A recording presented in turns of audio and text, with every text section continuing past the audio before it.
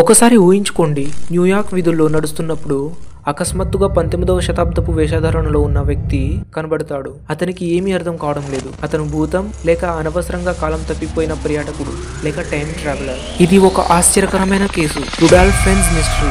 1951లో New York Times స్క్వేర్లో ఉన్న వీధిలో ఒక వ్యక్తి ఎటువంటి ఆధారాలు లేకుండా అకస్మాత్తుగా ప్రత్యక్షమయ్యాడు. అతను పూర్తిగా భిన్నంగా కనిపించాడు. కేవలం కొన్ని క్షణాల్లోనే అతని జీవితం ముగిసిపోయింది. పోలీసులు అతని శవాన్ని పరిశీలించినప్పుడు కొన్ని వింతగా కనిపించే వస్తువులు దొరికాయి.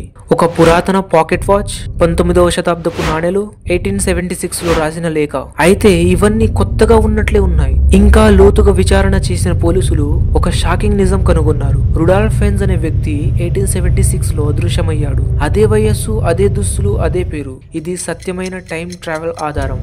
అయితే ఈ కథ ఒక కల్పిత కథ మాత్రమే. ఇది 1951లో వచ్చిన ఒక సైన్స్ ఫిక్షన్ కథ నుండి వచ్చింది. కానీ కాలానుగుణంగా ప్రజలు దీన్ని నిజమనుకున్నారు. కానీ ఇది నిజంగా ఒక ఊహాకథేనా, లేక ఎక్కడో లోపల ఏదో రహస్యం ఉందా? మీరు ఏమనుకుంటున్నారు? ఇది నిజమైన టైం ట్రావెల్ కథనా, లేక కేవలం ఒక అబద్ధపు ప్రచారం? కామెంట్స్లో మీ అభిప్రాయాలను తెలియజేయండి. ఇంకా ఇలాంటి రహస్యమైన కథల కోసం లైక్ అండ్ సబ్స్క్రైబ్ చేయండి.